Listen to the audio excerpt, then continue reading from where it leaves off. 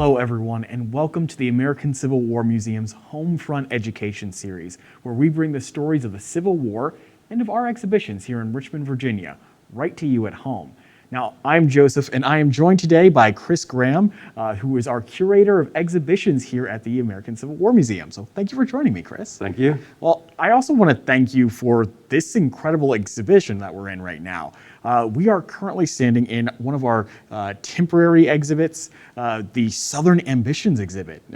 So I'm excited to hear about your work on this and about what this exhibition really is about.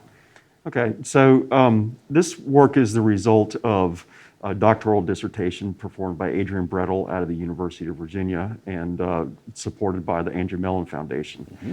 And this is a great opportunity to bring in some new thinking, some fresh thinking about the Confederate States, the Civil War era, and where the Confederate States saw itself in the world at the time. Right. I mean, I think that it's important when we're talking about the Civil War that we remember that even though we in the 21st century know how it ended, the people who are living in it and actually engaging in this war are not thinking about that they're going to lose or that they're thinking on a much larger level than that. I think that's reflected in this Southern Ambitions exhibit. Right. I like that. I like how you said that, a much larger venue or a much larger medium. They're definitely thinking about their place not just in relationship to the old United States, but in the world. Right. And with that, I kind of want to start with this quote here. It's often referred to when talking about Jefferson Davis and the Confederate States in 1861. And he said, all we ask is to be let alone.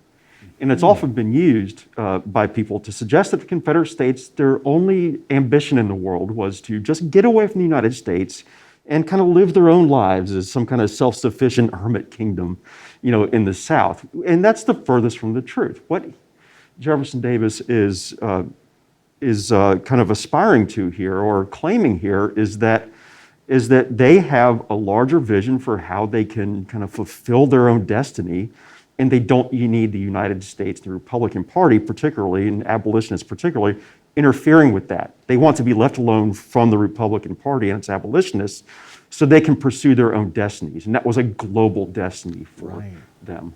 Right. So we are talking on a global scale. We're talking across the continent, as it was.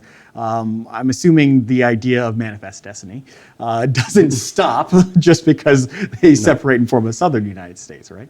No, that's correct. Certainly, in terms of manifest destiny, in terms of spanning the continent, the Confederate States do have a vision for themselves and potentially their North American allies in Mexico, in parts of the old United States, in Native American territories, in having lines of commerce and influence to the Pacific coast. Mm-hmm. Because what they're looking at is that everyone in the Western world knows at this point that the Pacific world and the China market is going to be the major market of the future.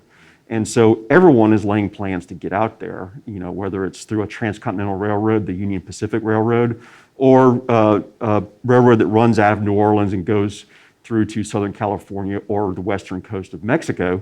The Confederates imagine that they can kind of capture that commerce as well and that momentum out to the Pacific world. But they're also looking at Europe in this. And they're certainly not to capture Europe or conquer Europe, right. But the Confederate States and the cotton economy, the slave states and the cotton economy prior to the Civil War was already a major part of the global trade networks, and a profitable part of it. And one thing that they worried from abolitionists and from the abolitionist movement in Europe was that would undermine their labor source for a very profitable cotton economy. And so they appealed to Europeans, and they appealed to particularly French and British people to say, just get over your qualms about slavery, and we can all together make more money and build a bigger and better civilization than you can possibly imagine if you agree with us on labor systems. Right. And that we will be your sole supplier of cotton to the world's textile markets. Wow, and that's something that they end up really banking on too. Was they, if I'm remembering this correctly, after the actual secession, after the start of the Civil War, there's an attempt to withhold cotton, isn't there? There absolutely is. One of the problems here is that cotton was so abundant and so profitable in the 5 or so years before the Civil War that when the Confederate States attempted to withhold their cotton in 1861, there was enough cotton in European warehouses for a couple of years that Europe could otherwise ignore their entreaties. Right. And say, it's okay, we don't need your cotton this year. Right. Right. But of course, just like we mentioned at the start of this, they aren't seeing that from the very beginning. And they're not thinking, oh, well, if we withhold this, they can just utilize all their stores until they run out. They're thinking they're going to give in, right? The Confederates think so. Yes. And that's a theme that runs through this entire exhibit, is the Confederates imagine that they are the important players in all these factors, whether it's kind of the direction of abolition or kind of political conservatism or liberalism in the Western world, or in the very economy of the Western world. They see themselves as the linchpin to any of those things. The problem they keep running up against, and the exhibit gets to that further down the road, is that London is actually the center of the world.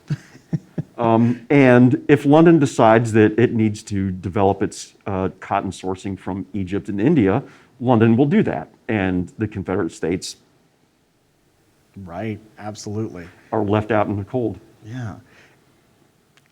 So there's something else I kind of want to dive into before we even get further into the exhibit. When we're talking about the Confederates in this particular instance, are we meaning like every person living in the Confederate States in the lower 11 that make up these states, or are we talking specifically any particular group there? It's one and the same, the Confederate government and the Confederate nation, and the people that are making its policies and driving its policies, justifying its existence on the world stage, are planters, are politicians, are newspaper journalists, are economists, are religious people as well, people who buy, pro-slavery Christians who buy into the idea that slavery is the is the proper form of race relations. Right. An ordained by God form of race relations. And so, so we make reference to Benjamin Morgan Palmer further on in the exhibit, who writes a treatise. He's a Presbyterian minister out of New Orleans. And he writes a treatise about kind of the bright future for the Confederate States. And it's a very pro-slavery document as well. Certainly, it's difficult to identify an articulation of these things from more ordinary individuals. Sure. But if they are fighting to support this government, they're fighting to support this worldview. Right, absolutely. And I think that it's also to kind of just be completely upfront with this worldview being one in which slavery continues to exist. Also in recognizing too how pervasive that is in the soon-to-be, before secession, soon-to-be Confederate States, but also in markets that exist in New York City, for example, markets that exist overseas, just as you're talking about how it is all connected in these other places. It's not solely residing in, it's just like it's globally connected. It's not solely residing on the people of the Confederacy, as in the politicians making those decisions, but also the people who are buying the products too. Yeah, absolutely. They have a very mature, fully developed idea of what supply chains are, what a vibrant commercial economy is, and that involves everything from raw goods suppliers to manufacturers to consumers. And the Confederate States realizes that they have a role to play in that supply chain, and that's to be the raw goods supplier of cotton and other raw materials. They're not necessarily the consumers, and they're definitely not the manufacturers at this point. Right. And so they don't particularly want a war. What they want is to be able to lean into slavery as hard as possible on all these things, and they would like the North to continue manufacturing their textiles, and they would like England to continue manufacturing their textiles, and they would like everyone to continue buying it. That would have been their preferred way of going about this. certainly didn't seek a war, Right. even if it was kind of implied by their actions. Right, right. So, And you know what I think this really brings in for it to me is that hearing all of this and hearing about the supply chains, hearing about the connections that are happening, and knowing that all of it is funded and fueled by slave labor, what it makes me think of and it makes me wonder, how does that still apply today? How is it that in global markets today, we still might see these kinds of things where we're, as consumers, getting things that might be in support in less obvious ways of practices or labor relations that we don't agree with? sure, absolutely. So in the Civil War era, kind of this economic model that I just described, the Confederates understood themselves to be part of, what we live in now is far more complex. Yes. But having said that, it's true that it's true that in certain parts of the global economy, and no one is self-sufficient, at least in the United States anymore. We depend on a global economy. That in various parts of the global economy, slavery still exists, or some forms of unfree labor still exist. Yeah. And certainly also in terms of supply chains, whereas the United States blockade and the advent of war in the United States blockade, kind of cripples the Confederacy's kind of their anticipated part of this global economy.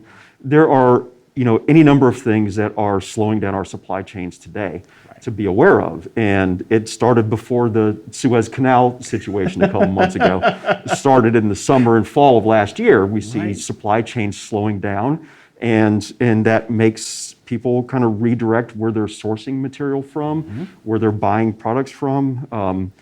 Certainly, there's things I've ordered, from overseas that have taken far longer to arrive than expected. And so this is kind of thinking about how, I think that kind of thinking about how the Confederate States understood how they fit into a larger global economy, and where slavery might exist in that, and where things that might be harmful to the human spirit exist currently in the supply chains and in the choices we make about the things we buy now. So this isn't just a story about the Confederate States, but I think we can reflect on it and take away some warnings for ourselves today. Great, and I'm really glad that we're able to explore that in this exhibit and really take away from any exhibit that we're in how this affects our relationship in the worlds today. So I hope that we're able to go on this journey together. If you join us for our next video here in Southern Ambitions, we're going to dive into how the kind of ambassadors of how these paths diverge between the Confederate States and the United States, and ultimately what ends up happening. And if you think you understand it already, just wait. But for now, thank you for joining us, Chris, and we will see you all again later.